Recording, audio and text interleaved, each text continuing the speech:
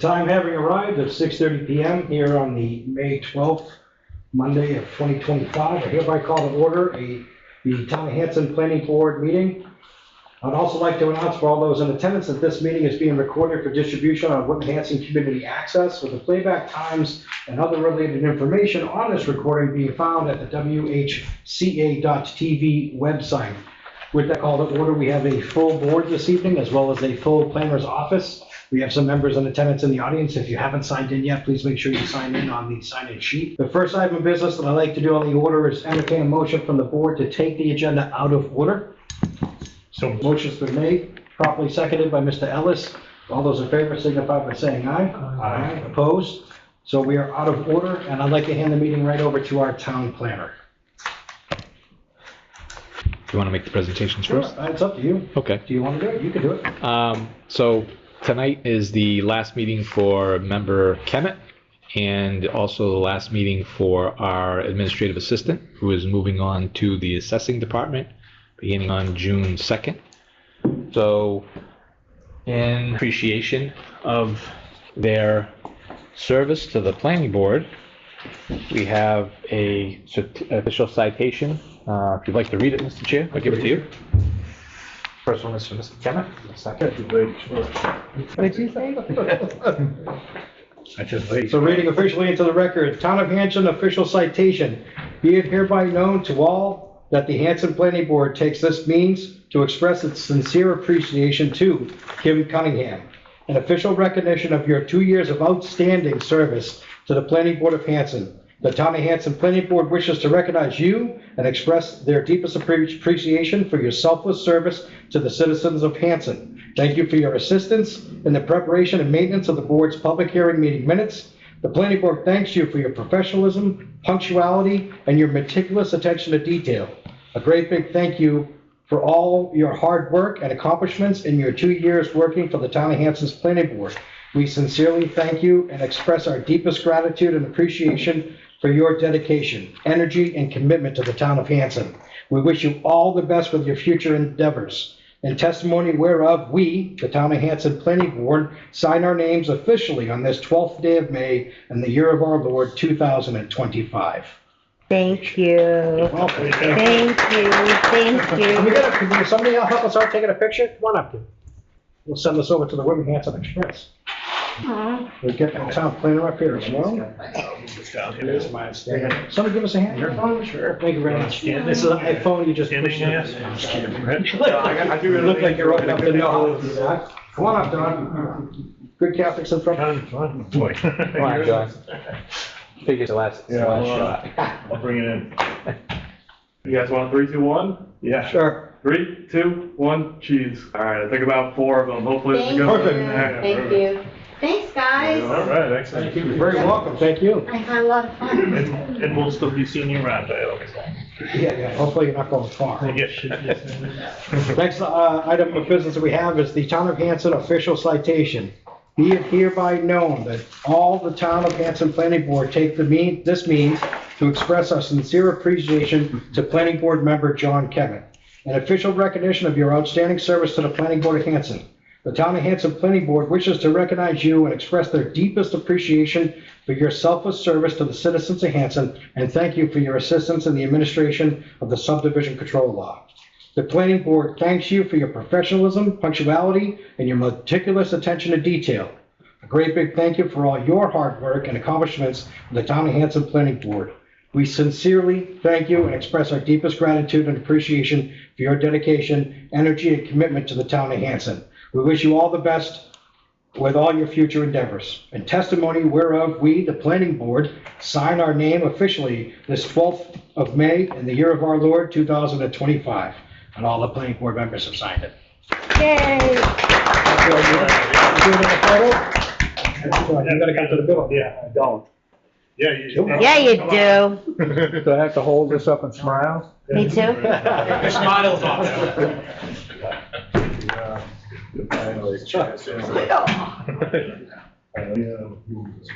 Can you see? Yeah. All right. 3, 2, 1, cheese. 4 Thank you very much. Thank you. Excellent. Thank you, guys. Extra brownies. On a personal note, I would like to take a moment to say thank you to John. John he was the catalyst that started me getting involved in town politics and just involved in general. My appreciation for his education on not only the planning board, but also conservation items and just town activities, with CPC. John's just a plethora of knowledge, and he is absolutely one of the best assets that this town could possibly hold. Thanks, John. Thank you, Joe. Moving on in our agenda, the first item of business is we have approval of the April 14th, 2025 open session public meeting minutes. What's the will of the board? Item number 1.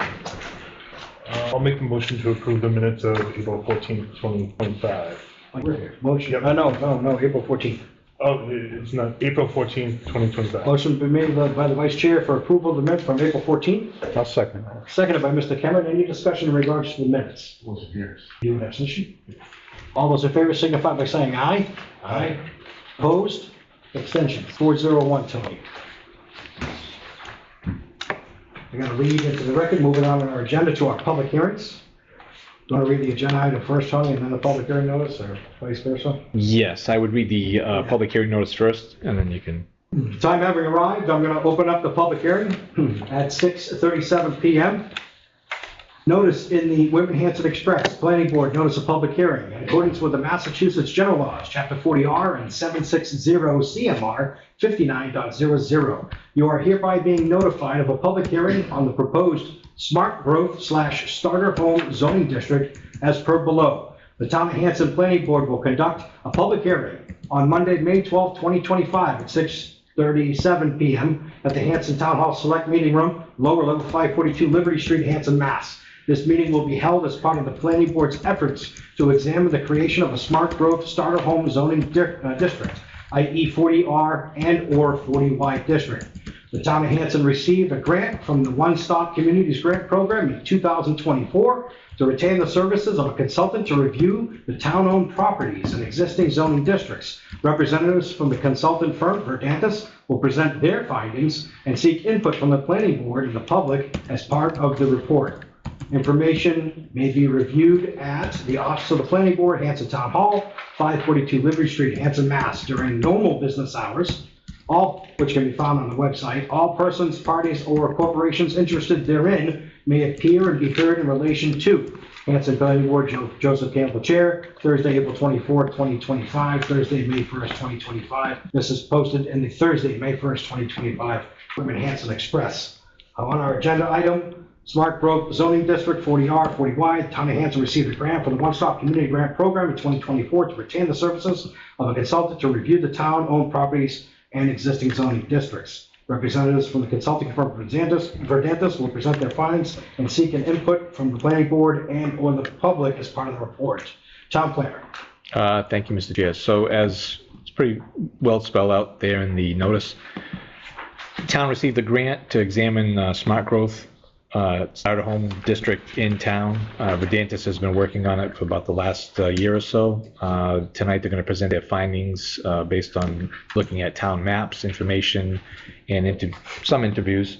So I'll turn it over to them, and they have a PowerPoint presentation which we have up on. Just before we do, Town Planner, I want to make it very known in this record that for anybody listening out there on YouTube or a secondary recording of this meeting, this public hearing has nothing to do with MBTA zoning.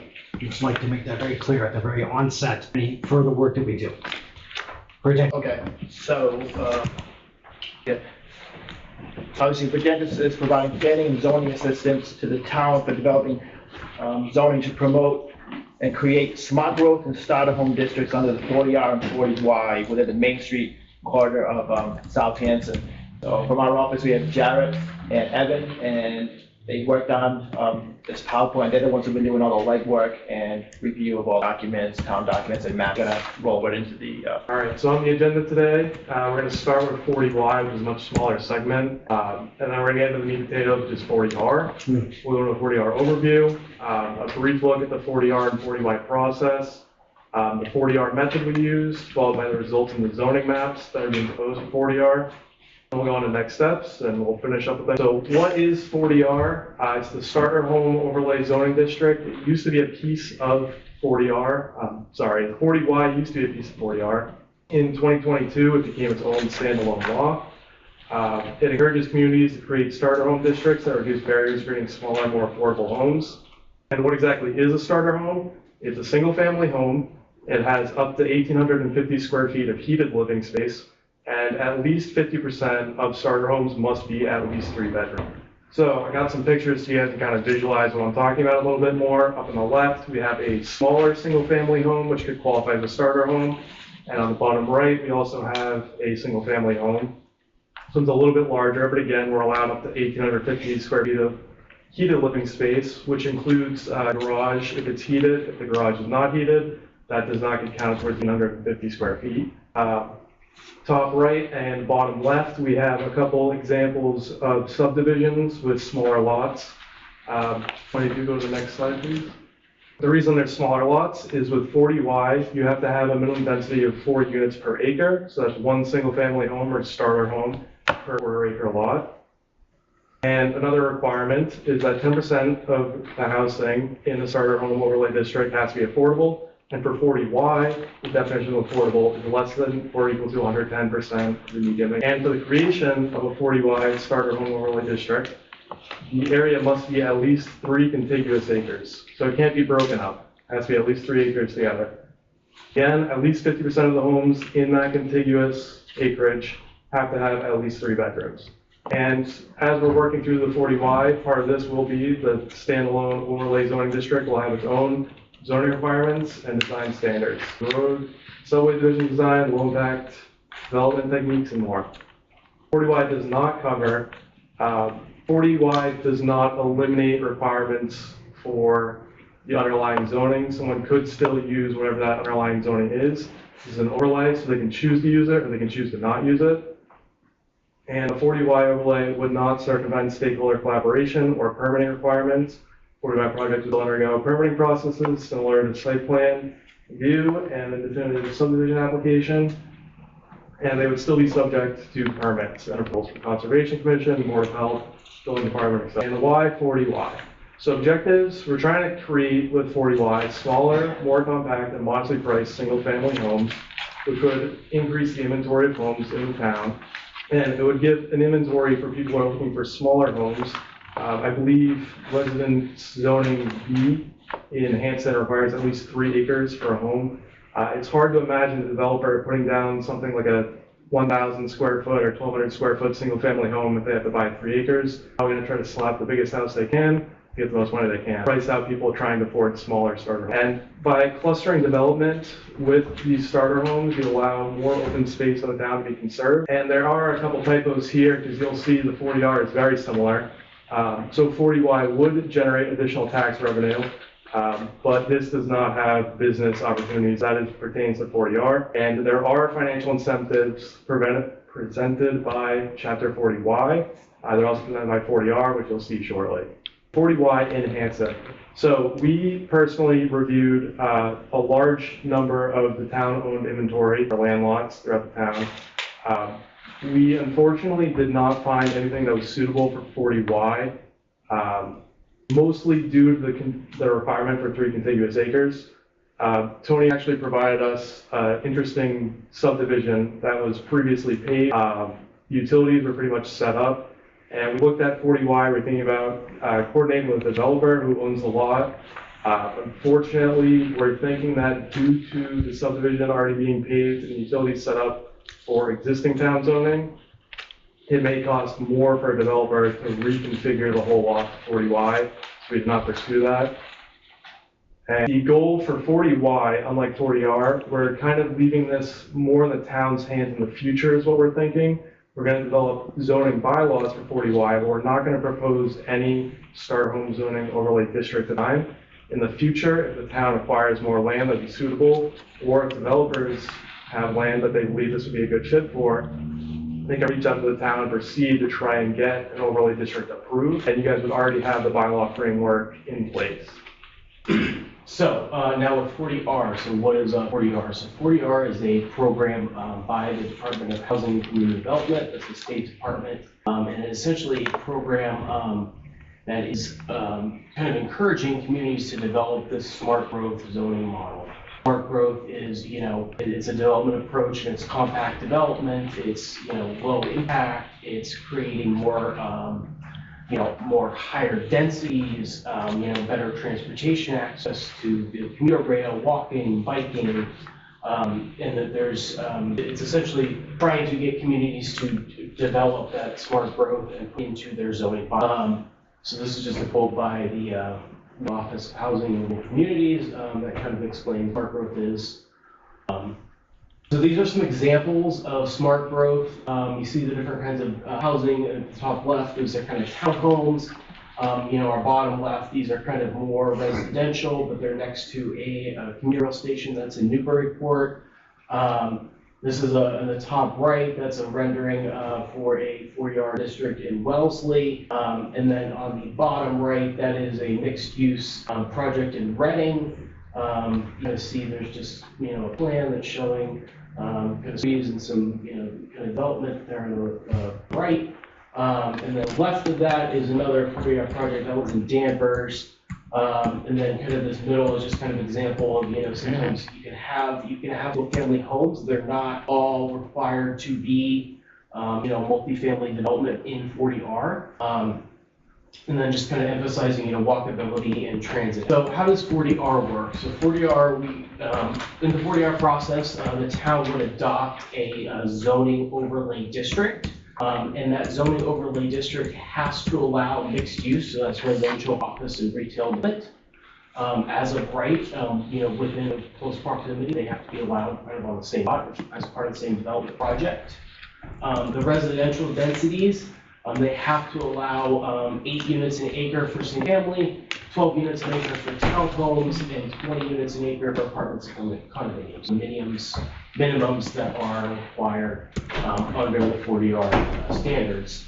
Also, 20% of housing in the district will have to be affordable, so that's less than or equal to that of the area median income. And then as part of that 40R, there are design standards and zoning requirements that are set up. So that's basically that specifies allowed uses, setbacks, parking, landscaping, very traditional, as a zoning bylaw. Again, 40R, it's an overlay district, so not all new development has to use the zoning. You could still use underlying zoning. And, again, 40R projects are going to still undergo a permitting process that's similar to site review. And they still have to comply with whatever design standards and zoning requirements written into the 40R. And, again, they also still have to get any other permits or approvals, Conservation Commission, Board, Building Department, will all apply. So now, why 40R? So 40R, essentially, again, we're trying to create, more development, more housing, jobs, gathering spaces, work opportunities, goods, services, etc. The main thing is to provide housing, and some objectives might be we want to create housing within local, walking distance local businesses, within recreation, transit, the commuter rail station is a big one. We want to provide housing that's available at different costs for different income levels. And then again, we use those design standards and we use that bylaw to shape what 40R the town would want in terms of the typological or aesthetic, as to what kind of housing and what they want it to look like. Again, 40R provides some benefits, improving environmental and public health. We preserve open space, we reduce sprawl, and more compact development. That has more benefits of improving stormwater management, reducing runoff, providing better water quality, reducing greenhouse gas emissions, improve air quality with less vehicle miles traveled. And that 40R development also will generate additional tax revenue by the new development, new businesses, new job opportunities. And then similar with 40I, there is a financial benefit from the state. They provide up to $7,000 on the number of units that be able to be constructed in the district, and then there's an additional $3,000 bonus that can be got when units are actually built. So as far as the overall 40R, 40Y process, So this would be kind of the typical process if there was a 40R or 40Y bylaw that was to go through, state to get approval. We start with determining the districts. Then you have to draft the bylaws and standards, and then it gets submitted to Department of Housing and Community Development, to the state. They issue what's called a preliminary determination of eligibility. So they yes, everything checks out, and the town would then formally adopt the zoning, and then after the zoning is adopted, then the DHCD provides final approval.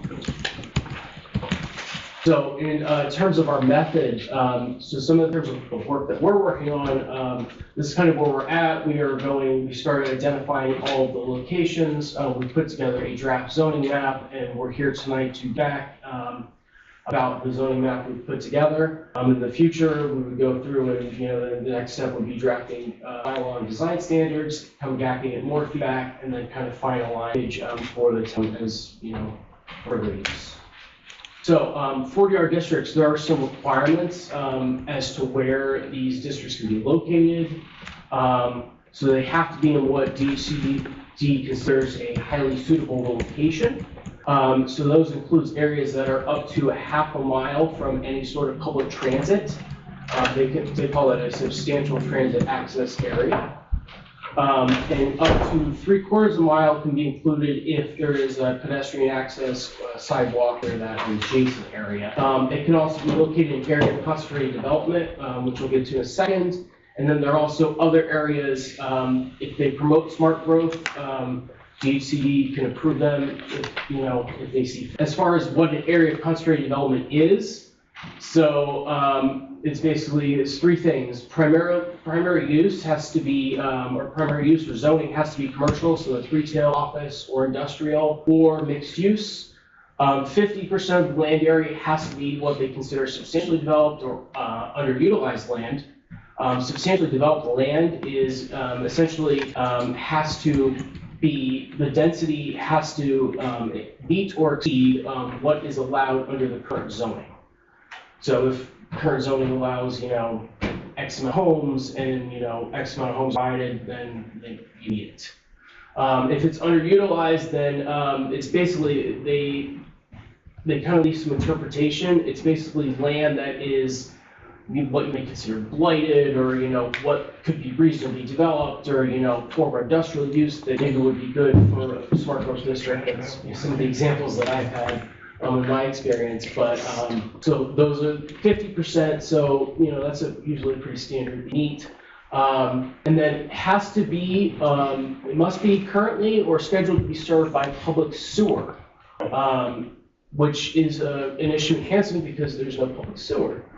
So they allow kind of an exception if the area includes what you consider a principal road intersection, so a major road intersection or some other civic point in any mile within a half distance. It has to include 2 or more of a town hall, post office, public library, public school, public safety facility, or some sort of public facility, or it has to be an area that has a lot of existing retail district.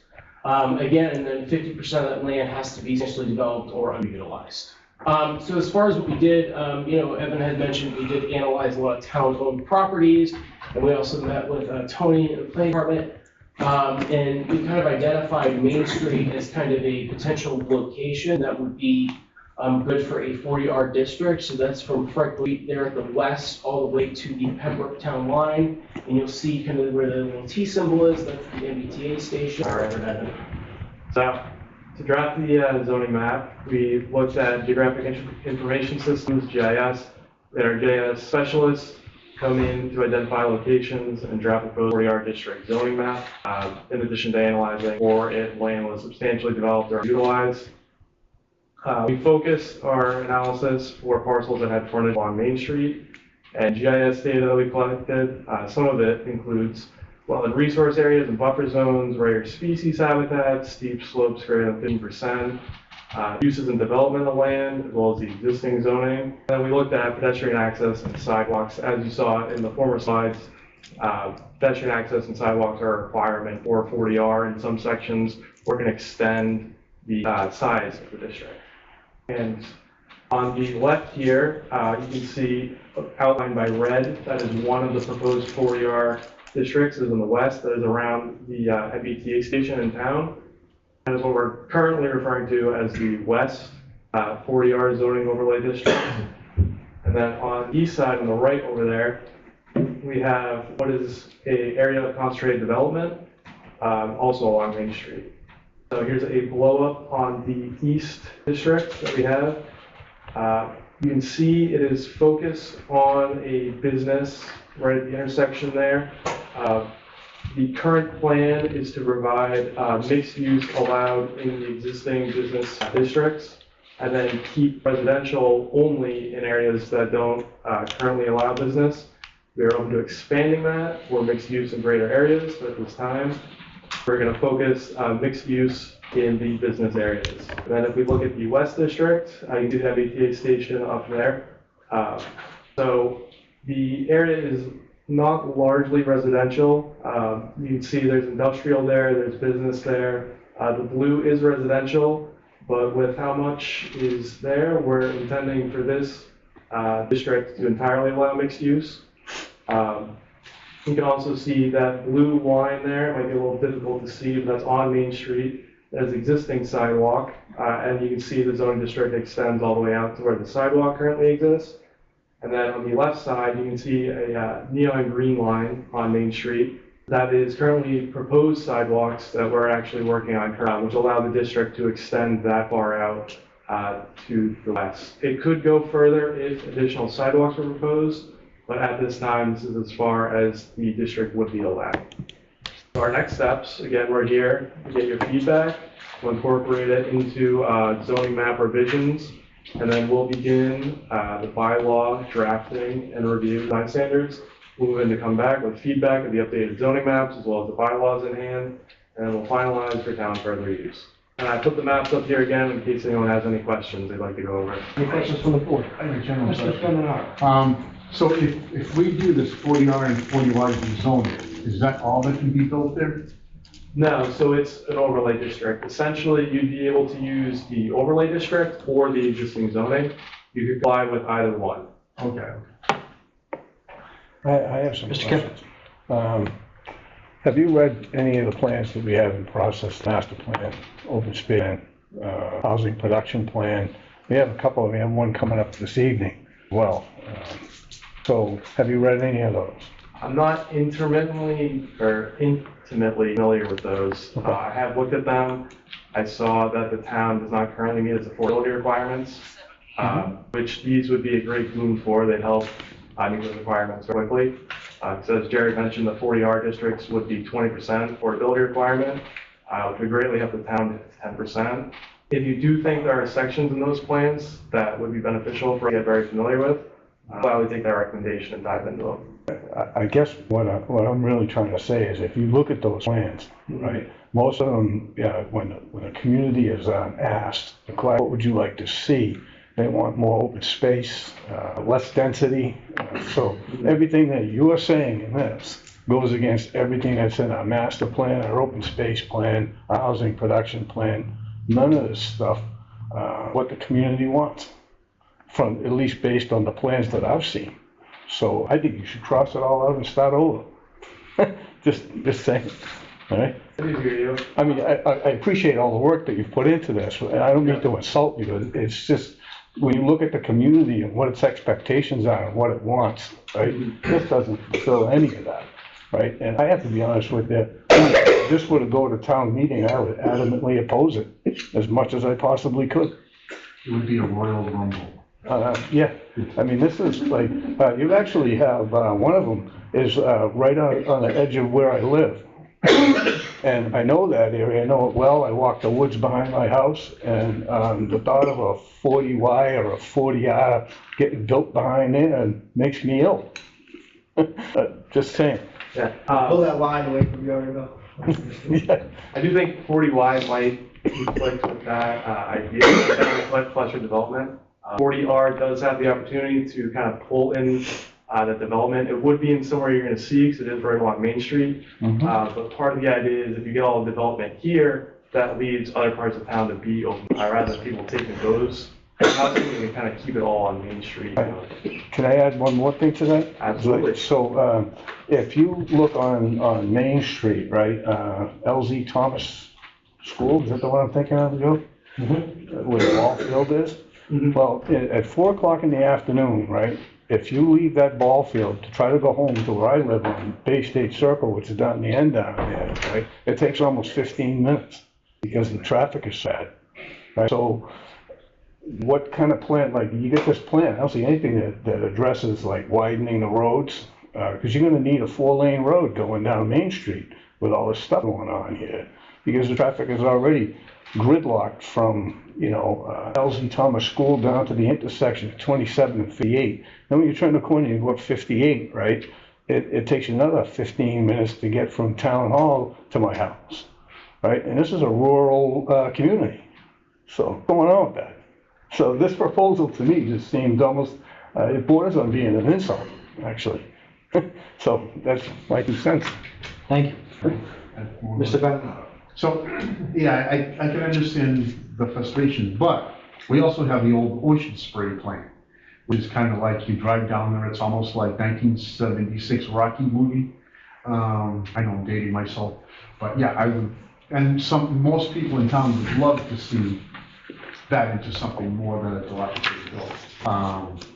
Even with some traffic that's privately owned. Just my 2 cents.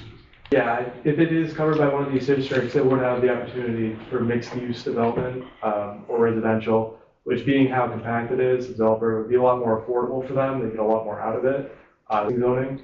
I don't know if I missed it or not, but does a 40Y go help out affordability? It does. So 40Y is 10%, so it would help you meet or maintain the goal, but it wouldn't push you as fast as 40. As this is a public hearing, does anybody from the audience have comments or concerns? Mr. Hill first. Please state your name for the record, sir. Ed Neal, 116 Pine Grove Ave, also. Is this something that Massachusetts is imposing on us, or is this something we're doing on our own because it's, if we voted on it, it would be best for Hanson? I mean, I don't want to have something with the Massachusetts involved. Do you want to answer that? Yeah, it's not, it's a choice. It's not a mandate. Thank you. Cherokee County Road. Let's start with the easy question. Which subdivision did you look at? We're going back a couple months now. Jared, would you happen to remember? I can picture it in Google Earth, but that doesn't help you too much. It's the one you know. The one that you know about when you grew up, kid, you said? Spring Street? No, up in the northwest. Yeah, so just off of Hickey Hollow, the road actually just ends. A huge amount of property, I want to bring it up on GIS, that has been in probate for many, many years, as well as had a subdivision on file that is just antiquated. Apparently Amber Heard had twins. Who knew? So up to the area between Hanson and Whitman. Right here? It's right there, yeah, there you go. So that property right there, see how there's kind of a roundabout road that's on there? Yeah. So that property has on file, amazingly enough, has on file something. It is antiquated and it is older, so that's the property. But I think, if I'm not mistaken, we didn't receive any from the property owners. Can I say something about this too? Tony, we haven't heard back from them? We haven't. So the town planner reached out in regards to what was going on, basically just 5 Ws about that subdivision that was on file. And we've heard skita back from the property owner. And in response, the taxes are paid. Yeah, I think it's still sitting in the Yeah, petition. it's wrapped up in probate. Mr. Kevin? Have you walked this site? Have not. No? Well, bring some hip waders with you. You see what I mean? Right? That's one of the reasons why it's in probate, is because most of it is unbuildable. Plan as it was presented back in 1938, right, was considered, kidding me, So it's a swamp. I'm not gonna lie to you. It's like, so again, I think you should take that one, cross it off. We did look at that one. If you put on the wetlands overlay, there is a significant amount of wetlands on that site. Yes. And part of it is through the asphalt. So we were wondering how they were allowed to pave. That was a long time ago. Yeah, that's part of the reason why we don't. Now you know why they're in court. Yeah. That's kind of my point. There is some structure that's underneath the ground. I wouldn't say there's any finish coat in any kind of road, but there's hard pack. So let me get Hill first. Mr. Hill? You mentioned, I think in your presentation, that the place you were looking at was already had Utilities underground, or is that different? That's that property that we're talking about. Utilities. Well, it's got something underground. I wouldn't consider any of it to be up to par with anything of today's standards. Like they were saying, it would have to be completely ripped up but there is something on file, and there was something done years ago, a couple decades ago. TJ Murphy. Similar kind of follow-on. Does the 40Y require a 3-acre parcel or a 3-acre? So it is contiguous area, so it would have to be. But contiguous would- area and single parcel are not the same thing. Yeah, I believe it would extend over multiple parcels, as long as it's approved in one go in one area.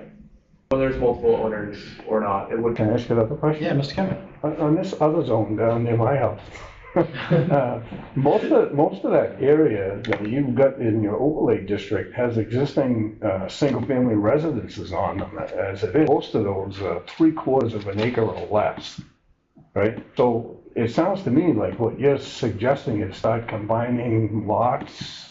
It doesn't make any sense to me why you'd even consider that as an overlay district, considering environmental issues that are there, because there's a lot of wetlands around in that area. You're right up against a pond on the other side.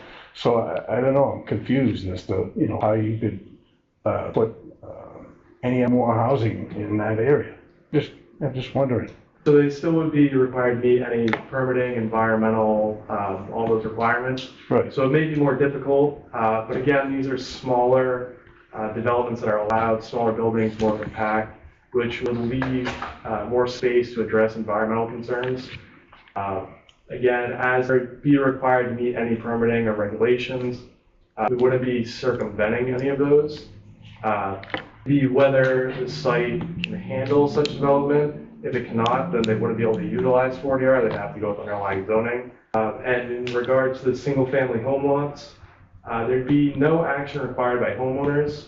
The idea is that, say, down the road, not necessarily 5 years down the road, but 10, 20, homeowner or two homeowners could look to leave, and then a developer could come in and either put more dense housing or add mixed use with the housing. And kind of revitalize the lot, extend the use to more people. And they're kind of doing it to a smaller extent, Main Street, right by the Ace Hardware. Someone bought up one lot and put up 2 duplexes. I know it's microcosm of this, but. That's how it would essentially work. With this 40R, due to the districts being so many different parcels, other towns do have this, where they do larger parcels, like 10, 20, 30 acres. But this would allow for those smaller developments, single family home to duplex or multiplex, those sort of situations. Anyone else have any further comments? TJ? TJ Murphy, County Road. It pertains to the 40, if these are to make it to the town meeting, have the option to adopt only. Do you need them both for either of them to work? If I were to answer, I'd say absolutely not. You could choose one, you could choose both. Yeah, so I think it could be written up as 2 different articles. So, Would be written up as 2 different articles. Right now, we didn't find. We're getting a little ahead of things. Even met the line right now. Right. I agree with Mr. Kenneth that people prioritize the open space in town, appreciate the open space in town, because people don't think that Main Street area right now is really, putting a sidewalk and a couple of buildings that, Mr. Egan. Does anybody have anything new? Yes, sir. David Ellis, County Road. Just a quick question. The gap of. We're at 4.8%. Yeah, so just 5 point something percent. 4.6? 4.7. 4.79. So we're. Does anybody have anything new? Mr. Cohen. In the 40Y, what's our open space requirement? I think there was. So, there wouldn't be an open space requirement. In fact, due to the density requirement, that may be difficult to meet without sewer. There may be open space, depending on wetland buffer zones, that might require it, because there are a lot of wetlands. Yeah. Tom Black? Did you get an opportunity to look at our existing flexible overlay district? Yeah. And how does that compare to a 40Y district So or 40R district? Okay, 40R is very similar to flexible overlay, but 40R is essentially residential required. So even with mixed use, it has to be at least 51% residential. So 40R at the end of the day really is a housing law. But similar to the flexible overlay district, it would have mixed use. But the goal of 40R is compact development. You're trying to keep everything together rather than space it out throughout the town. So similar to the flexible overlay district, you'd have the mixed use, you could have residential, but it would have less setbacks and try to keep everything tighter and allow for greater same area. Would our existing flexible overlay district be able to be amended to, in essence, be a 40R district? I think it could be done, but you would be trimming the flexible overlay district greatly, because only where you see that overlap on the west side qualifies for 40R, since 40R has requirements. So essentially, you'd have to either split the flexible overlay district and then kind of turn that portion into 40R, or you would have to remove the flexible overlay district past that line and then make it comply with 40R as well. So we couldn't have a flex overlay and then the 40R on top of it. You could keep the existing flexible overlay, and then the developer would be able to choose either the existing underlying zoning, the flexible overlay district, or the 40R district to be able to develop under any one and still meet all permitting and regulation requirements and zoning bylaws for whichever one they choose to develop. That's because of the walkway after driving it? So that one in particular is based on the transit station. Okay.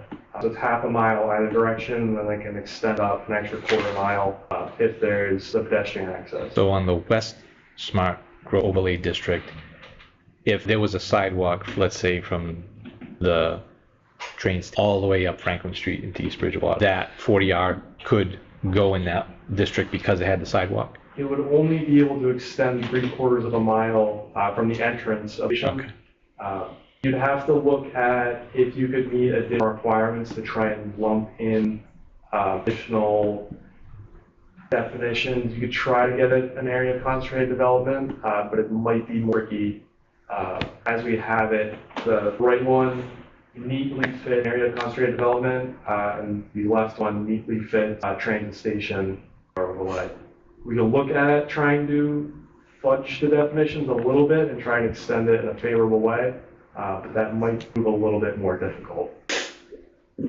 Yeah, we only took into consider what we knew would be allowable under the DHCD regulations.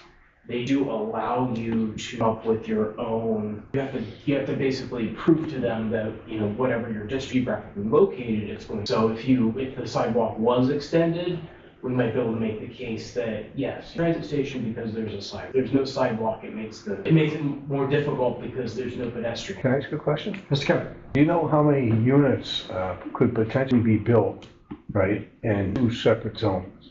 Like, so you've got your overlay zone and you know your existing conditions, right? So how many units could fit within that space at this point? Off the top of my head, I don't know. That's going to depend on a lot of things. We're going to find room for a septic system. Mm-hmm. So off the top of my head, I don't know.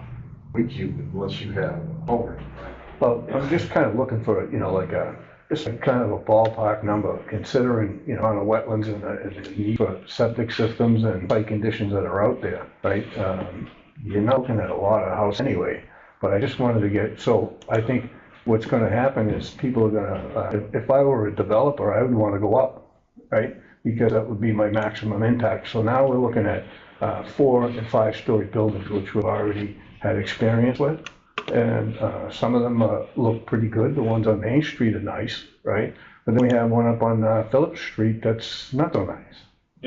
So you understand, just part of the 40R, 40Y, we would actually write in zoning bylaws. You have guidance, and we would include in the zoning by giving a description. Because I know, TJ was talking about the Cranberry building. In that area, it's pretty bad looking, right? So I don't think anyone has any objections to having stuff happen there, right? That's our hope. I know we have an economic development committee that's working on trying to, redevelop that area with that intent and purpose. They recently built something pretty new right down the street. Yeah, there's 2 of them. Right. Yep. So, people seem to be in favor of that type of construction in that area. But all these other drawings that you've done, I think especially on this smart growth overlay district, it looks like you're turning a residential neighborhood into a city. Little pictures in there kind of look like Braintree or Weymouth or, I know there was a discussion of there was a discussion of the financial, was that per district or is that for adoption period one-off? I believe that's on a per district basis. That's when the zoning is adopted. And but then there is a $3,000 bonus when the units are actually. It's a nice 4-lane road, Mr. Kevin. $600,000 isn't gonna go anywhere in this economy. Does anybody have anything new for Hernandez? I think we've had a wonderful debate, go back and forth. Yeah. And we've got some homework that we can add, some questions for you guys. See if you guys look back for some additional, what that would potentially look like as an impact, as Mr. Kim. Yeah, my hope was that maybe you could come back. I know this is an imperfect thing, but I would like to get some kind of a sense of, especially on the west area, how many units that would entail and the heights of those buildings. But I think those are two important things that the community likes, that are height, density. Right, so I know in some zoning regs, I don't know, Hanson have limit the height of the building. So they, maximum height, 2 stories, 3 stories. Right. Yeah, we regulate to 40 feet. Yeah. I'd like to have this on. Entertain a motion to continue the public hearing for the Smart Growth District 40R41 to June 9th. So moved. Motion made by Mr. Benonato, properly seconded by Mr. Cohen. Any discussion in regards to that motion? Seeing none, all those in favor signify by saying aye. Aye. Opposed? Abstentions? 5-0, Tony. We will continue that to June 9th. We'll see you back then. Appreciate your time. Thank you. Thank you. Couple administrative things, gentlemen, on the agenda. Entertain a motion to continue the Main Street pedestrian improvements to June 23rd, 2025. Motion's been made by Mr. Cohen, properly seconded by Mr. Benonato. Any discussion in regards to that motion? Seeing none, all those in favor signify by saying aye. Aye. Opposed? Abstentions? 5-0, Tony. We have another continuation. Entertain a motion to continue the public hearing for the High Street Park Committee to June 9th.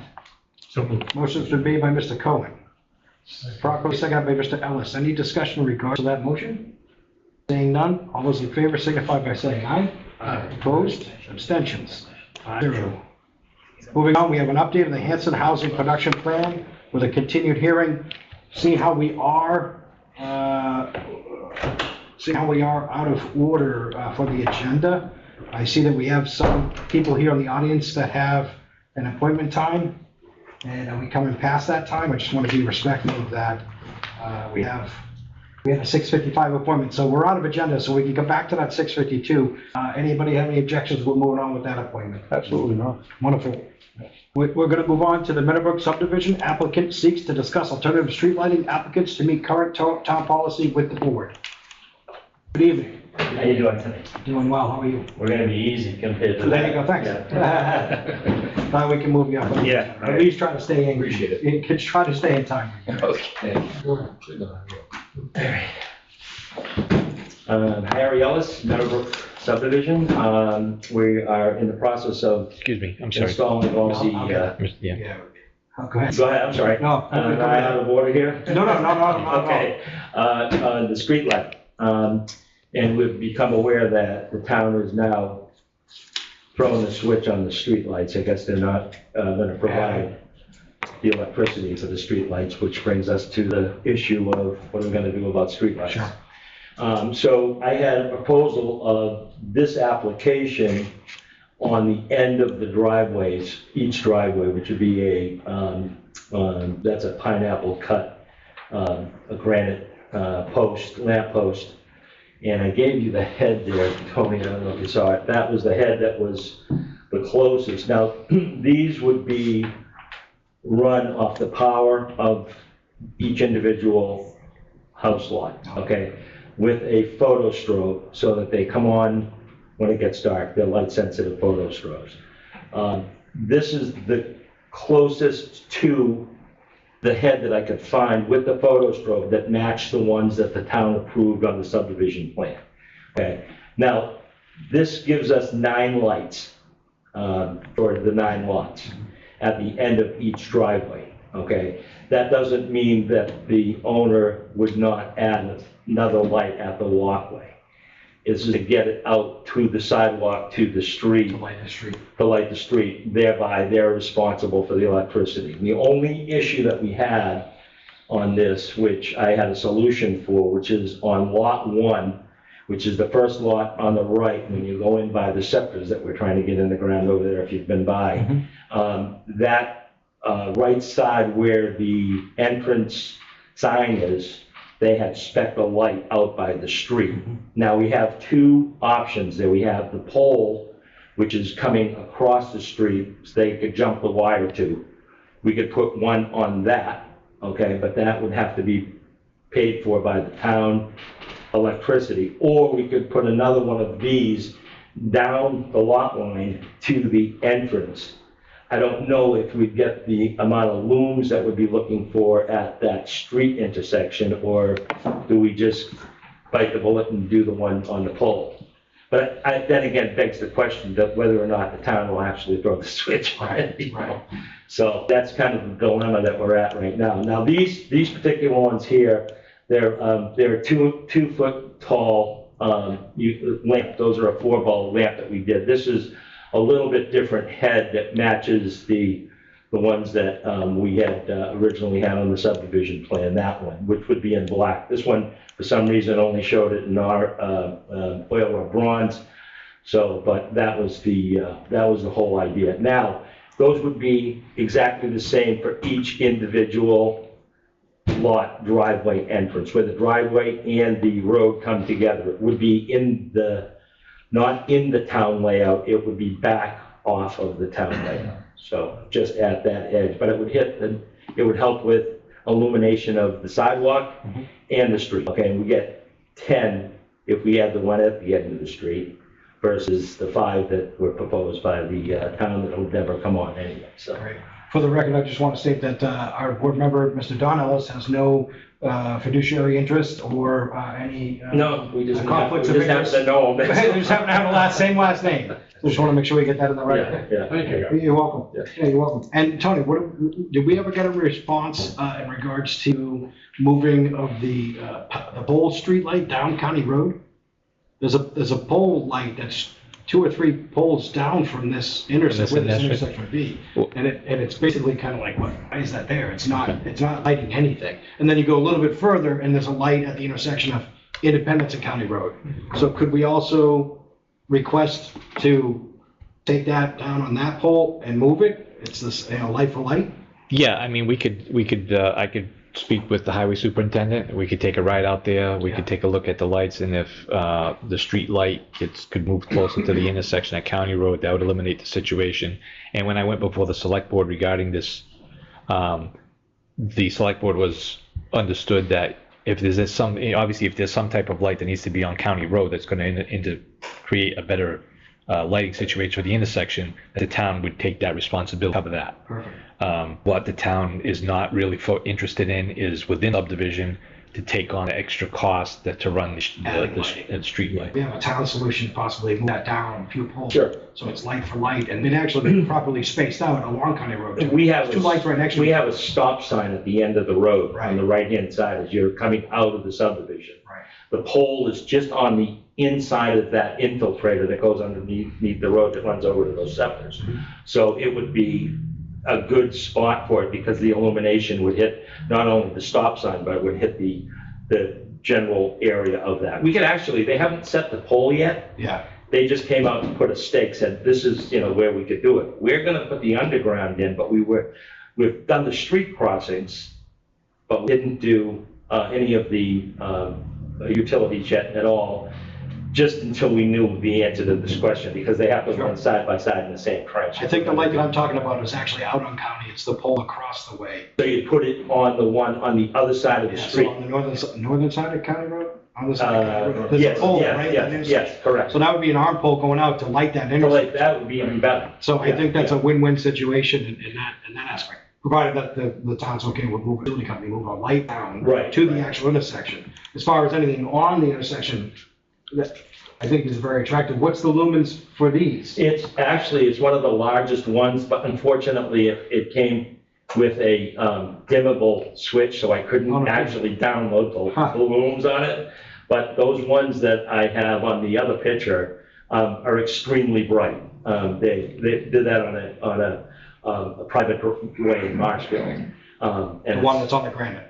The one that's on the granite. There's 3 of them in a row. I mean, it just illuminates the whole road there coming in. And that's kind of like the look that we want to maintain, because we have, the granite curve and and everything. So I think it would be a nice look with the head that we've chosen here that match pretty close to what the one was that was on the. You're proposing with a 4 foot or a 2 foot?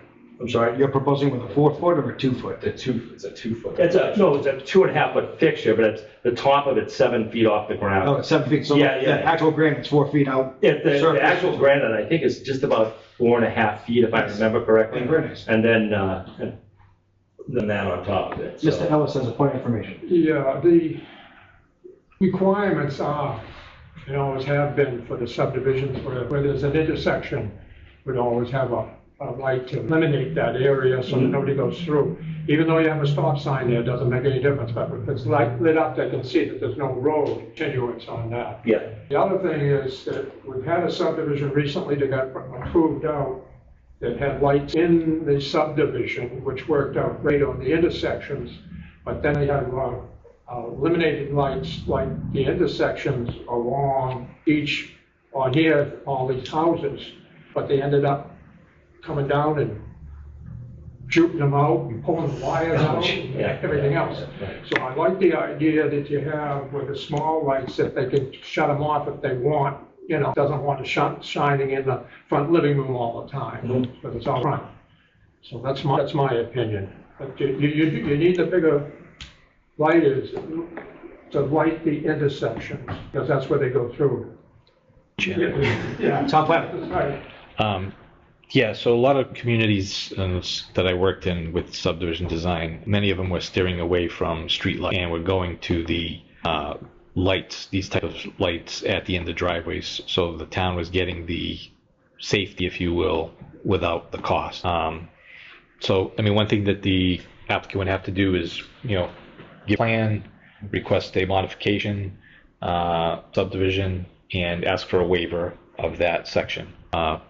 For the planning board to do its official duty change if they so choose. For you, Mr. Chairman, I have a couple of questions I'd like to ask. My first question is there going to be some kind of verbiage in the deed for each one of these lots that the person that owns is going to be required to maintain that? Because, if I lived in a street and I didn't like the light, I'd just go and just disconnect it and be done with it. And what good is that? A waste of time and money for everybody. So is there a plan to make sure that, through some kind of deed restriction or something? We can put it in the covenant, probably. We can put it in our covenants. Yeah, because, as I do, there's a switch on the wall, and one guy turns his off. Yeah, right? yeah. And the other guy says, that jerk turned his off, so he goes by me, I'm gonna turn mine off too, and before you know it, they're all out. Yeah. Right, or like what happened in the other one where they shoot them out or whatever, throw rocks at them, so I see it as an issue in that respect. Well, it's on the layout of the person's property. It's not on the town's layout. The whole idea is to bring it back off of it so that that's, these houses, we're, hopefully going to have some fairly decent homes in there. Okay, that's where we're at right now. They're coming in around like the 3,000 square foot range, and that people are spending a few bucks. I think the last thing that they're thinking about is that little extra electric bill for that one on the street. I think the whole idea was to do it on that so that it was out away from the walkways, and then it was switched to the one that they put on their walkway. You know what I mean? So if it's on a circuit breaker and they're on a photo strobe, most of the people aren't going to go down to the fuse panel and try to find the one to shut off when it's going to also shut off the one at the end of their walkway. Do you follow me? So you're saying you're gonna, but how do you regulate that? There's no switch. It's a photo strobe. It's just light sensitive. As soon as it gets dark, it goes on.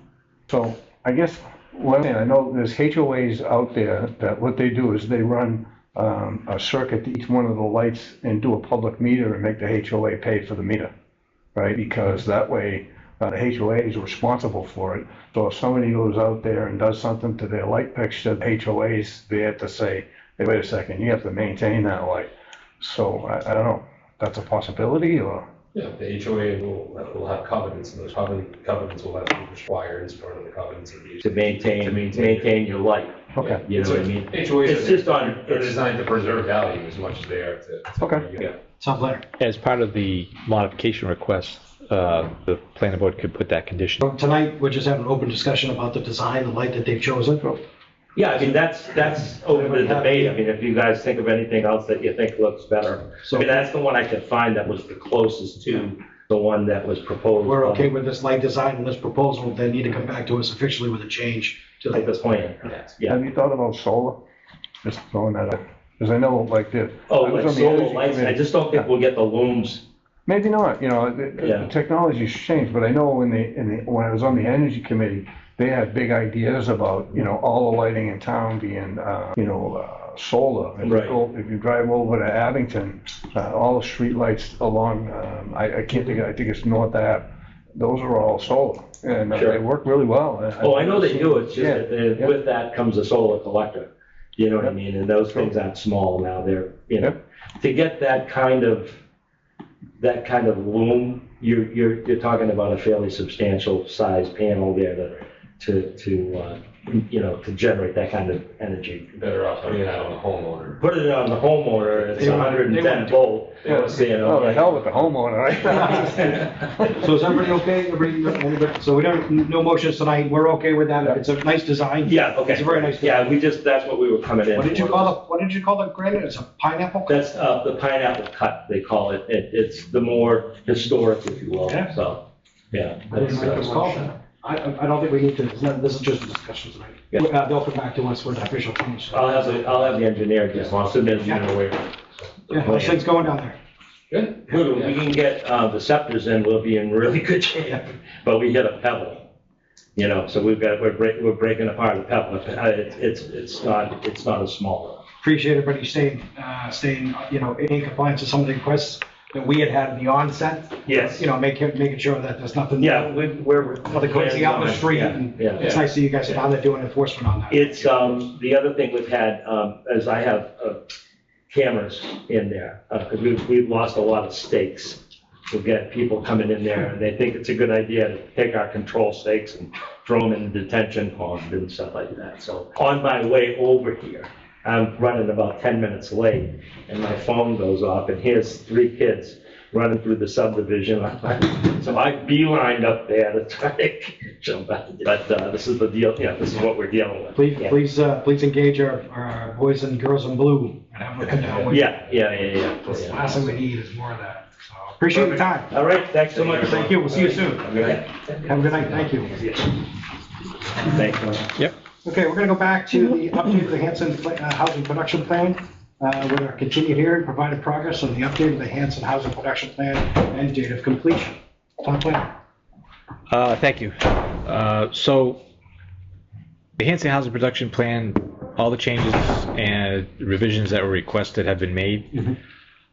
Unless there's something else, if the board is willing to make an approval tonight of the housing production plan, what'll happen now is the consultant will then take that plan. It still has to go to the state for review and comment. And so we just like to keep it moving forward. So unless there's anything else that you need to add, I would be looking for if the planning board would so approve it. I'll make that motion. And we'll keep moving it forward. There's a motion on the floor to approve the Hanson Housing Production Plan. Seconded by Mr. Cohen. Any discussion in regard to that motion? Seeing none, all those in favor of approval of the Hanson Housing Production Plan, signify by saying aye. Aye. Opposed? 5-0. Thank you. And with that, actually, a continued hearing. Yeah, I would close. With that, I will close the hearing of the Hanson Housing Production Plan as of 3:41 on 5/12. Next up, moving on to board business. Endorsement of adequate access determination for Elm Place LLC for map 112, lot 3, lot 27, and lot 28 located on Elms Place. So, Mr. Chair, I just need the board to sign the decision. We did receive a determination regarding from town council, was not a subdivision. They have also submitted a revised plan that took off that house that was lot 112-0-3-0. So they've met, so the conditions that were here what they would needed to do, they have done, and town council had provided that opinion. So I'm looking for the board to just put this on the decision. Any comments in regards to signing of the adequate access determination? Yes. Mr. Ellis. I stopped to this afternoon to see Beth, the town clerk, on road. This is the Elm mention. Elm or Elms. Yeah, and she looked it up, and the street is existing. It's not. So in her determination is the street was there. The street's been there since I brought up that. I didn't want to verify what she had. Yeah. And that street has been there since 1856 on the maps. As a street. So she said that you could build on that. There's no record anywhere of that road being accepted by the town. Doesn't have to be. Doesn't have to be. There was before zoning. The road was there on a map like this, and this is what was accepted. Might want to just, for your own information, see her about it. Mm-hmm. But that's what it's determined. She told me was there, the street was there, and then in 1856, and from there on, everybody was building on all these lots and everything else around there. They didn't have zoning until 1954 come in. So I thought I'd bring it up. And I don't know where you were, but it's just kind of. Well, I checked into that, and there's nothing on record. The town clerk's supposed to have the decision. There has to be a vote somewhere I mean, Pratt Place was also, and there has to be some kind of vote and some kind of record. There's absolutely nothing. Law, so that's the law came into effect after the fact. It's like a pre-existing non-conforming lot there before zoning. And the surveyors that have done every single one of those plans could not find anything either. They've always called it a private way. So. Can I just say something? All this speech and verbiage about whether it was a road back then or now or whenever, the reality of the fact is that you're going to have 6 houses on a road that's a driveway, right? No improvements to it. I don't care what you call it, what time of day it is. The truth of it is, you know, the town's going to end up having to take responsibility for that road where there's no stormwater management to speak of. I mean, there's a couple of trenches that somebody's digging along the side of the road. But other than that, the stormwater management is woefully lacking. And the ability of somebody to add more houses in the back behind the last house down the end, right? I'm opposed to it right from the get-go because of the fact that there's absolutely no improvements to the road at all, right? I don't know why we would be, as a planning board, be endorsing the fact that that road is driveway. That's all it really is. You can call it whatever you want, but when you go down there and you look at it, right, there's nothing there. So we have 3 brand new houses on a road that's a driveway. And I think that's a tragedy. And we all know what happens when you do roads like that, right? I think Roller Coaster Road, there's a few more in town. You go down near the ponds and, you know, 2 cars can't go by each other. And it's horrible. And that's just. It's a good point, but what they need to do, change the which law. I was going to add to it, is the drainage. Now, those lots are on the left-hand side when you drive in there. Yep. And if that last lot is owned by these, because none of these things I didn't see any topos to indicate where the water is going. Most of it where the houses are being built will run right onto the access to the, which will go right across the street and into the people that are lower down, and it'll flood them out, especially when this environment is changing, when we're getting a lot more rain and storms. There is a hole on the right-hand side of those houses that they're building. There's a real deep hole that they could redirect. My thing is, they would redirect the water coming off of their lots to redirect it to this hole to hold the water there, because it'll just flood everything out across the road. If the road's a public way, then if the road's a public way, then this is completely moot. And anything that you're asking them to do doesn't even count. No drainage in the driveways, nothing. It all goes away. Well, that's how you did it with that roller coaster road. But that was a private way. That's a private way. You're saying that Elms Place is a public way that was accepted by the town. Then the adequate access bylaw wouldn't even apply, and this entire application becomes moot. Well, then how any road would in the town, then there, like Main Street, the town would have no jurisdiction over it? If someone was to do a Form A, you wouldn't ask them to put drainage in. Yeah, but if that were an approved road, right, the road would have to be constructed, satisfy whatever the approved road would. But it's kind of like Pratt Place. Pratt Place is very skinny road, right? Yeah. And it's a public way. It was accepted in like 1820. Right. Public way. So if someone does a Form A on it, right, it's a public way. So for the sake of discussion, and not to take too long, I think there should be some kind of a bylaw that addresses the issue. Because you're saying that, zoning says this and adequate access and all this other stuff. To be honest with you, that all sounds like nonsense to me, because the fact remains that when the house was all built, right, you're going to have a dirt road with water all over it, and what's going to happen is it's going to be like Azalea Way, where they're going to be like all up in arms about the condition of their road. So they're going to come to town meeting and they're going to request that the road be accepted by the town, right? And then we'll be accepting more liability. And this is just happening, and we're already in strained budgets, so why would we even consider accepting roads in the condition that I can't even imagine it? So that's just my 2 cents. No, I get it, but if Don's saying it's a public way, then you've already accepted it in the condition that it's in. Yep. And if anyone does a Form A on that public way, there isn't anything to require, and the adequate access bylaw was a moot point. They've always said that the applicant was like, it's a private way, which would then make the adequate access bylaw come into play. And the boats actually sailed already anyway, because we already approved this thing, right? So, you can't go in the Wayback Machine and change anything. All we can do is either sign it or not sign it, right? And so, but I just wanted to make that point at my last night that I think this deserves more energy and time to determine how to stop this type of development without some kind of major improvements to the road there, because it serves both the town and the people that are going to buy the houses there, because they're going to be our neighbors and residents and taxpayers along with us. And here we're approving a road that's kind of an insult, if you ask me, as a community, to have a road like that. I think it's horrible. And you drive down there and go down there in a 50-year storm, and you'll see what I mean. It's horrible. It's going to get worse, because it's going to deteriorate more now that all those houses are there, taking up space. For clarification, Mr. Kevin makes a good point. We don't have to endorse this. We don't have to sign it. They'll get approval and they'll get permits. They can get that without having, because we're for now? Conditional approval? You've approved it. You've approved their application. You just signed the decision, which just gets formally filed with the town clerk and goes to the building inspector.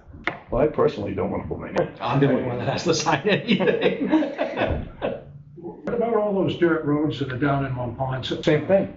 It's the same situation, and yet we're able to go in there and build because it's pre-existing non-conforming. But it's a private way. So you would have the applicant file an adequate access determination under the bylaw because it's a private way. Your bylaw says that if it's a private way, they have to file an adequate access. The town owns it. There's never been any determination of that. It's still a private way. I mean, you went through that on Snow Street, right? There's the discussion that, well, the town owns it, but no, it's a private way. There's no proof on the town. I'll show you a deed where they own it. So, yeah. I hate to throw stuff out, but they took up a non-payment of taxes. So if Elms Place is a public way. Yeah, that's different. Then, okay, so if Elms Way is a public way, then the adequate access bylaw application for this project becomes a moot point.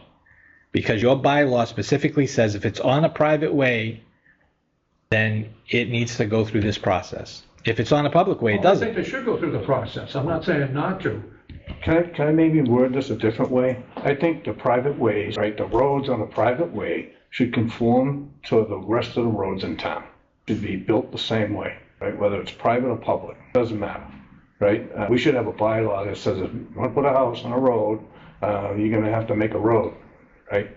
you know, I don't know if that's legal or anything else, but it just seems to Well, me. that you have the this improvements just to gets private more way. and more every time you turn around. I've sat here for, I don't know, 10 years already, and I can't tell you how many times we've moved houses on roads like that. It doesn't serve the town at all. Yeah, in this determination, in the determination for adequate access, we could have absolutely said to the applicant, pave, this is what we want to see. I'm just, you know, throwing that out there. John makes a really good point. Horse is already out of the gate. Yeah. Well, yeah, your bylaw says that if it's on a private way, you have to file an adequate access determination. If you're turned down by that adequate access determination, then your next step is the improvements to private way, which then you go into widening the road, drainage, et cetera, et cetera. Right.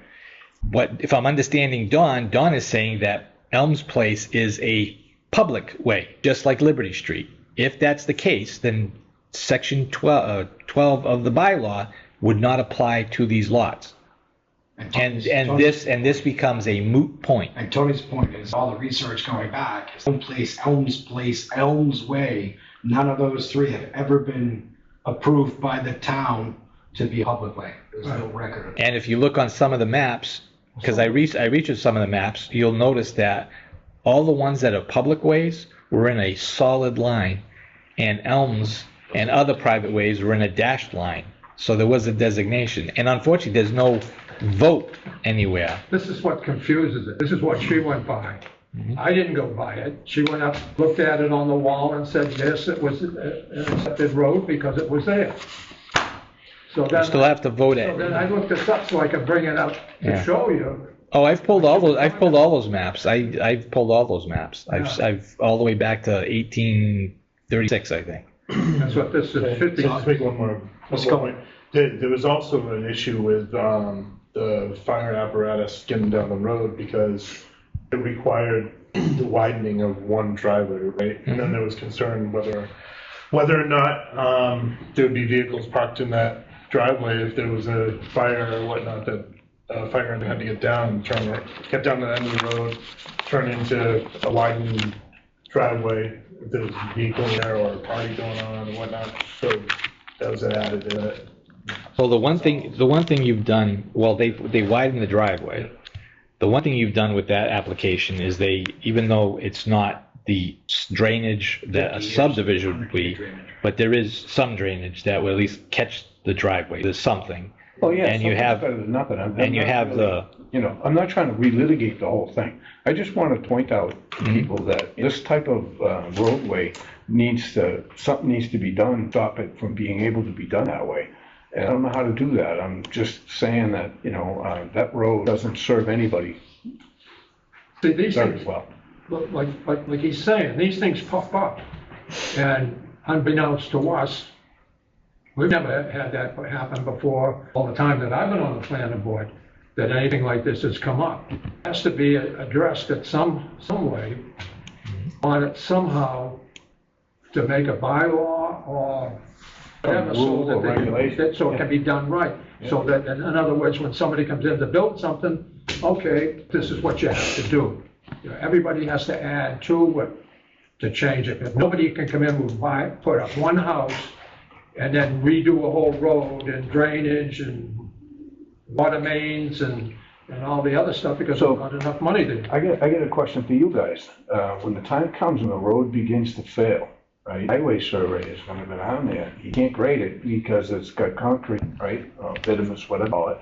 So now you're looking at, you're going to have to go down there with attaching material. And, you know, I mean, this is already, without even being approved, it's already a pretty significant expense to the operating budget of the highway department equipment and make that road usable if something happens. So right? perhaps one way to get around that is that the planning board, through town planner's office, engage with to be a lot scrutinized, as approved for maintenance. Exactly. With quoting and all that other jazz before anything even happens by highway.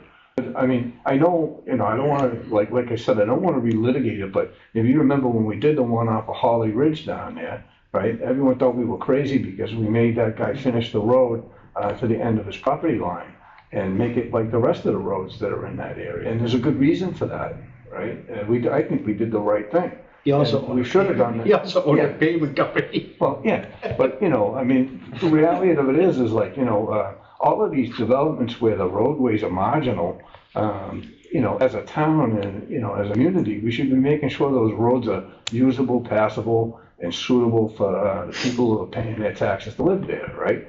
So the best way to do that is before you even put the house in, you've created a street that's safe and usable.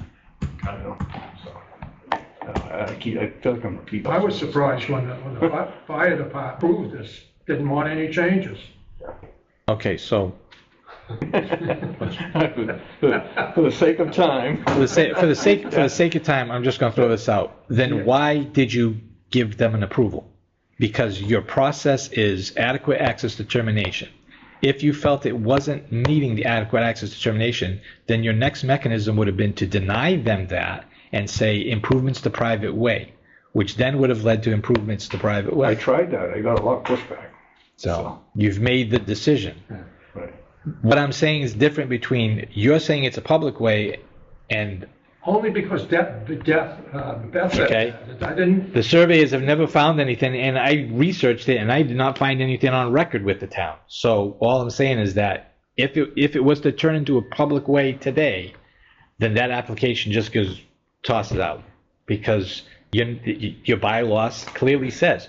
Now I hear what John's saying is that the bylaw should be revisited and amendments made to be more stringent as to what should be allowed. Is that fair? Yeah, that's exactly where I'm going with that. I mean, like I said, the vote sailed on this. You can't relitigate it, but you can certainly take it as an example of how not to do things in the future. That'd be the simplest way to put it. Well, without any objection, I'm going to endorse this with the promise that we will take care of Mr. Kemet's concerns moving forward about making sure that we continue to do each and acceptance. If you endorse that, you can cross my name off. Yeah, thank you. I'm the only one that has to sign I it. know, but I'm just saying my name is on there. I just want to cross it off Got it. because I don't want my name on that. I know that sounds trivial, but. And, we got Larry. Thanks, Joe. no problem. Okay. Oh. All right. Can I get a copy of that? Did I see, did you have it here? Yes. See it, the one with the light on? Flashing the light. Moving on our board business, we have a few different reviews for zoning applications. The first is a zoning application for special permit site plan approval filed under section 6E2, subsection D, and section 7F of the Hanson zoning bylaw by Diego Lima to allow for a contractor's yard at 852 Franklin Street, Assessors Map 77, Lot 5. Tony, can you please bring that up in GIS? And also for the record, Tony, can you define what a contractor's yard is? Is there a definition for that in the building code? No, I didn't see it. No? Not in our big book. Yeah. Second. 852 Franklin. So that definitely needs a fence in the front because I want to look out It's right on for the line. Yeah. I'm right back. Is this the guy with the dumpsters? Is this the guy with the dumpsters? No, it's just anything with the Whitman. No, that one's straight on the line. 127. the. Where is this? I Right can't. by the Shumatuskakent River. Give you an idea. That's the end of past, like, 50 years. It says West Washington. 14's coming in there, right? It was like driving to the high school. Yep. That goes right down. It's a lot just before the, Just the brook, see the brook? Yeah. Just before the railroad tracks go right across. So 1B is the high school? Is that what you're saying? 120's. No, this is the high school right here. High school there. Yeah. So there's a house there and then there's. right at the another train one. tracks. So it's right on the train tracks? Is that what that, Backs up. those two red lines are? Tony's gonna highlight it a lot. Yeah. That's his lot right there. He's already got a business there, he's got trucks and everything else. What do they want? What is it zoned for? Commercial industrial. It is commercial. What they looking for? Can I add something? Contractor's yard. Yeah, he's a landscaper by trade, and so what he wants to do is basically run his business out of his house, which is located in a commercial industrial zone. So can we suggest that the ZBA make them? No, we're just doing it, see if there's Either any a comments or fence concerns. or some like trees, something like arborvitae along the roadside, so people don't have to look at stuff all hanging out in there. Yeah, he's Aesthetics wise. yeah he's put up a Fence. he's put up a fence. He's put up a fence. Unfortunately, it winds up in the layout. Oh, God. So that's the fence that was put up, but it's in the layout. So that needs to be moved. So yeah, he's currently running his business out of this. I had I'm not opposed to the guy running the business. Like, why should we have, we know what, the one where, the other one up on Liberty Street, that's like a big mess, And all it really needs is a fence in the front of it or some kind of something to block it. Yeah, he has a fence there already now. Does he? Yeah, it's been there for a while. Yeah, The it's one a, on, Oh, this one here. oh, no, I'm talking about the other one, Oh, down yeah, up the yeah. road. You know the one I'm talking about? I can't think of the name We're of it. supposed to take care of. Who's the selectman? so, It's where the restaurant is. if the board's interested, I did make comments on this. Yes, please. So one's, the plan should depict a soil absorption system for the existing dwelling. Based on records, the soil absorption system may actually be located under the piles of material here. Oh, boy. The plan should provide information on gross lot coverage. Plan should designate expected employee parking. Does the applicant intend to sell product to the general public, or will the site be only used for storage? The applicant should provide the board with the expected hours of operation. The applicant should provide for stormwater runoff and treatment, particularly along the downslope of the site along the limit of the riparian zone. The existing stockade fence depicted on the plan encroaches within Franklin Street. Within the Franklin Street layout, the applicant should retain the services of land surveyor to state the limits of the right-of-way and relocate the fence. And the plan should conform to all requirements set forth in Section 7G of the Hanson zoning bylaw, which is site plan approval. So I know I'm being like splitting hairs here, but I can't see this really well. So I guess my question is, left of this drawing, right? Limit of 100-foot buffer zone. Yep. The driveway, is that lower than the stuff there, or is it higher? This driveway is lower than this side. Okay. So you're going from high down towards the river. Right. And then those, I can't see those marks, what they are. It's right where you got your thing. Can you zoom that into him? Yeah. So that's 65, 66, And what does it say at the 67, driveway? 68. So that's a little bit higher than what's on the other side of it? Is that what was? Yeah, so he's at 68 and it's going down towards, obviously down towards the river. So this is the highest points are around the house. Yeah.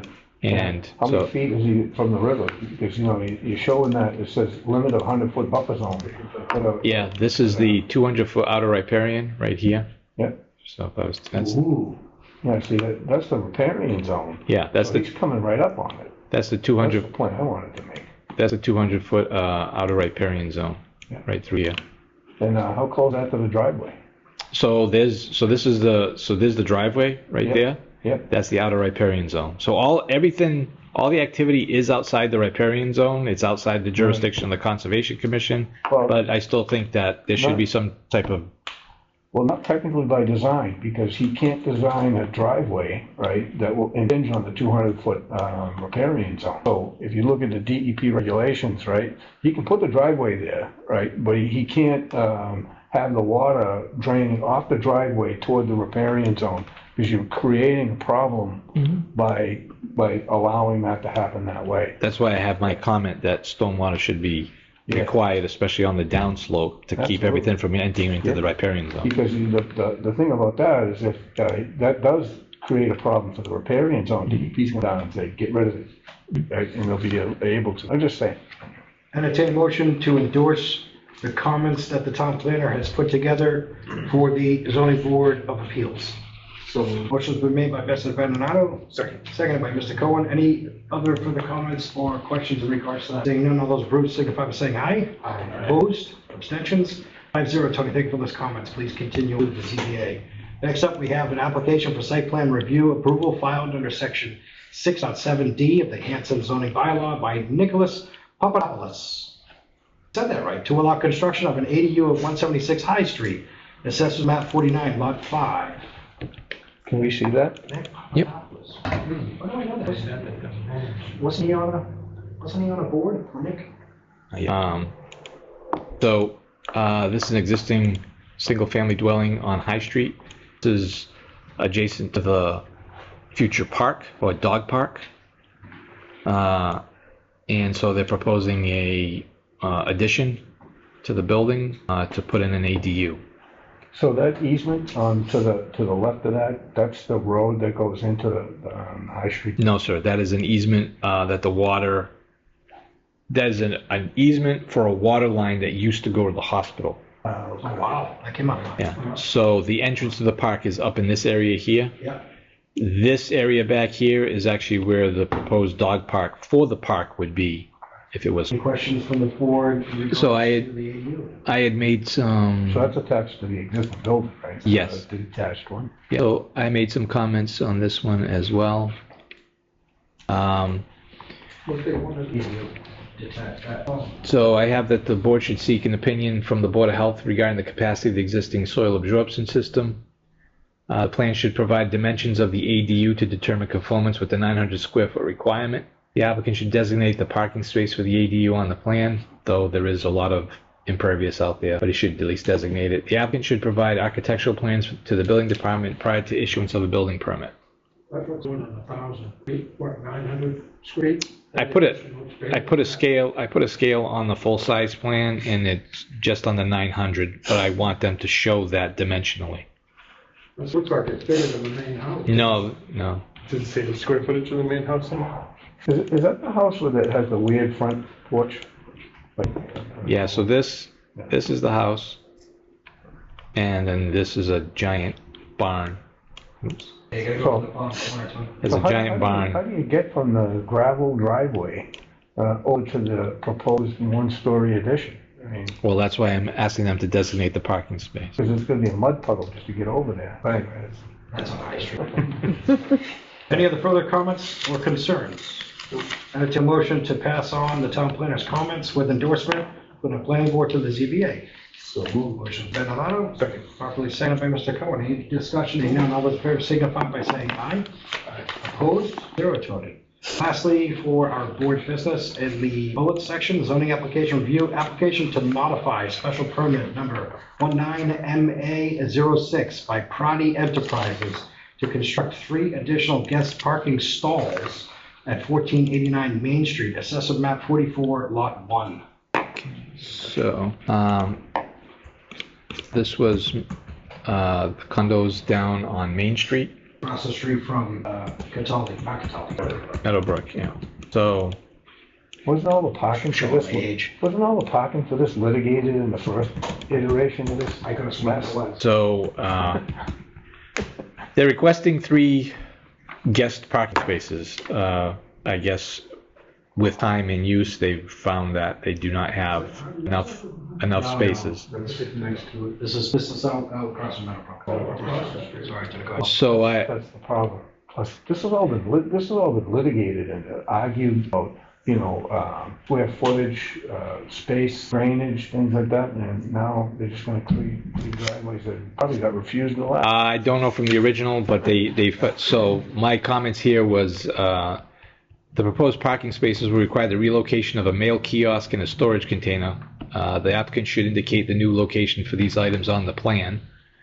A portion of the parking area will be located atop the existing soil absorption system. The Board of Health, or the board, should request a review by the Board of Health to determine if the soil absorption system is capable of H20 loading. Tony, can you move that up a little bit so Don can see that that's Main Street? Yeah, it's not a part. I see that, but I didn't know. How come the driveway on the right-hand side doesn't show on the plan? Because they're using a plan that was done 2019. So why didn't they use the plan that's current rather than one? Because that would be up to the zoning board of appeals to make that determination. This is I think it's a legitimate question. Oh, I think it's a legitimate question too. So the parking stalls should be sloped to direct stormwater runoff to the lawn area, or the applicant should provide information to the board demonstrating that the existing drainage system has sufficient capacity for the additional stormwater runoff. The plan indicates that the proposed spaces will increase the maximum lot coverage to 31.5%. The application should be amended to address the relief being sought from this requirement. Where's the water going? Main Street. It's gonna go out on Main Street? No, my comment is that it not go out on Main Street, or they provide calculations that it'll go towards that catch basin and that what's out there be able to take on that. I think if they approve that, Where they do should they tie pile it up the up. snow? Out on Main Street. I know we don't talk about it a lot, but I don't know if They should be thinking about snow removal. Yeah, Doug just said that. Oh, you Doug just oh, said my that. God. Where's the snow go? He's Yeah. out on Main Street. Yep. I'll entertain a motion to continue the town planner's comments to the zoning board of appeals, but not endorse. Motion's been made by Mr. Benonato, Second. seconded by Mr. Cohen. Any further discussions? Those in favor signify by saying aye. Opposed? Abstentions? 5-0. Tony, please notify them of all your concerns and that the plan not endorse this reason. Town planner update, invoices, please. So we have, was it 2 invoices? Yes. So we have one invoice for $100 and the second from, That's, Shit, I don't need any money. what's that? that's the express. Oh, for the express for the tonight's public hearing on the 40R. And then another one for $8,910. That's for the pedestrian improvements grant. Last time passed. Any questions or comments on regards to endorsement of the invoices? $100 to Woodman Express and $8,910 to Virginius. Moving on, Tony. Article 3-21 update regarding MS4 compliance. So I'll be bringing to the board revisions that are going to be made to Article 3-21. They're being performed by environmental partners now known as Apex on behalf of the town to conform with the new MS4 regulations. So they're proposing the amendments and they've actually created an application. So I'll be bringing that before the board, get comment and feedback. Obviously any finalization or changes still have to go to town meeting, which would probably take place in October. And the last thing, reviewing this A&R plan that had come in. Yeah, it was kind of a weird one. So it's Some kind of weapon, is that what it says? yeah, so it's a plan of land over on Bay State Circle. So I thought it was interesting is this plan. I think this is what you need to have for what not to do. So it says, plan of land, are you serious? Oh, is this the one that came in that was not anticipated? Yeah. I got it. Bay State Circle, it is really a circle. It was That's fine. it was Can I get a prepared. copy of this? It was prepared for the Empirical Data Corporation. Surveyor company? By Off the Mark Surveying Company, unlicensed civil engineers and land surveyors on Broken Compass Street, over there, Mass.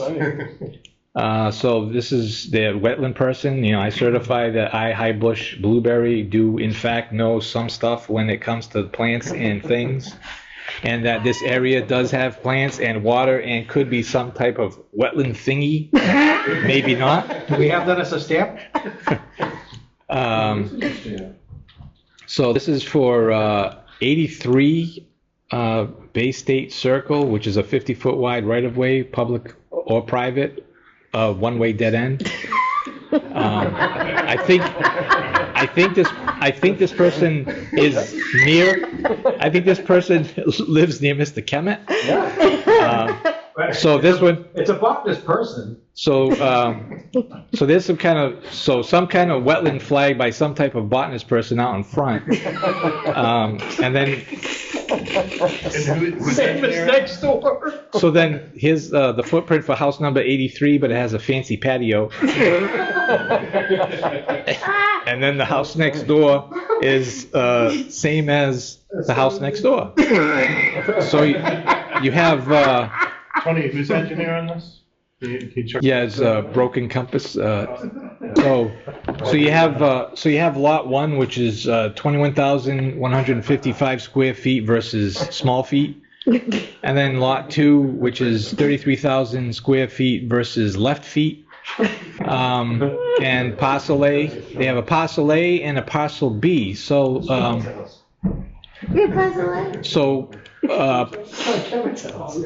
parcel A to be conveyed to the guy next door for me to get a larger piece, and parcel B to be conveyed to the owners of number 83, though it feels like they are getting the better part of this deal.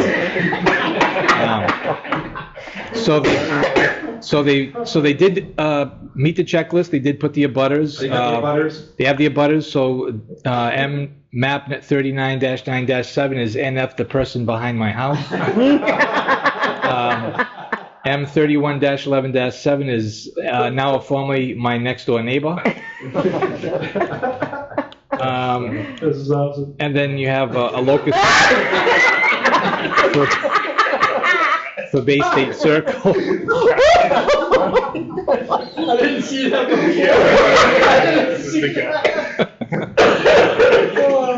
So they did a locus map for Bay State Circle. Put that in my packet. So they also have the north arrow, depending on the compass. They do put their certifications. The plan and the company certifications do not constitute a certification of title to the property displayed hereon. The owner and the locus of budding properties are shown according to someone with a twisted sense of humor. You have the survey and plan were not prepared in accordance with any procedural or technical standards for the practice of land surveying in the Commonwealth of Massachusetts. They would lose their license for garbage like this. Killing myself. So, can we endorse that tonight? Yeah, we can. So, the land surveyor is G. Rice Pudding, PLS. I think Mr. Kemet knows him. And then I certify that this plan has not been prepared in conformity with any of the rules and regulations of the registries of deeds of the Commonwealth. And that's being endorsed by, I have a question, SID. And then we have the Hanson Planning Board approval not required under the subdivision control law or any other. But lastly, the intent of this plan is to show an appreciation to Mr. John Kemet for his years of service to the town of Hanson and his tenure on the Hanson Planning Board. Good luck on your new endeavors, and thank you for all you have done. That was so great. That's great. So am I gonna get a copy of this? Yes. So I actually have a full-size. I have a full-size copy. I wouldn't sign on the. I wouldn't sign on the planning board block. I would just sign around it. If you want to sign it, comment. Like autograph it, like Yeah, a yearbook. autograph it, and that can go to Mr. Kemet. Thanks, Tony, that's awesome. It did say empirical data somewhere, right? I feel like you dissed me a little in there, though. No, that was done with love. Was this an original, like you guys made this, or? So I did. Yeah. Wow. Took me about an hour and a half. I didn't see that in the top left corner. The more and more I looked at it, every time I looked at it, I found something new. I didn't find that. I like G. Rice Pudding. Yeah, that was a good little shot in there. And I think I've said that to him, too. Oh, God. So with that, that's all I have for the planning board. So all that's left is to schedule the next meeting and adjourn. You got it. We figured we'd have to send you off on a good note. That was good.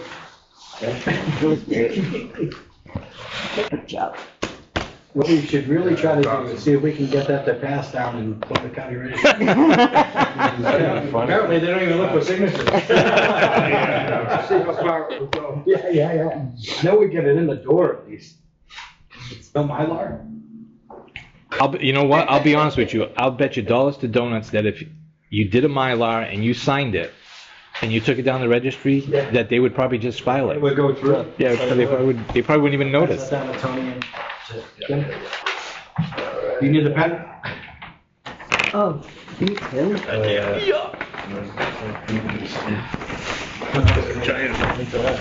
So are we off the record now? No, not yet. Not yet.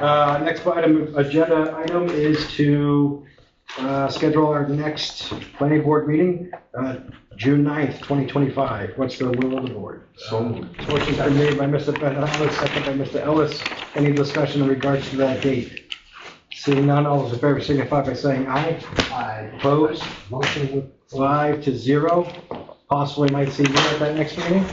Don't forget, if you're elected, you gotta get sworn in. Make sure you get sworn in. Entertain a motion to adjourn.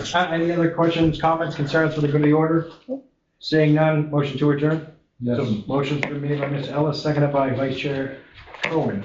Any discussion? All those in favor signify by saying aye. Aye. Opposed? It's 8:26. Tony, we are adjourned. Thank you very much.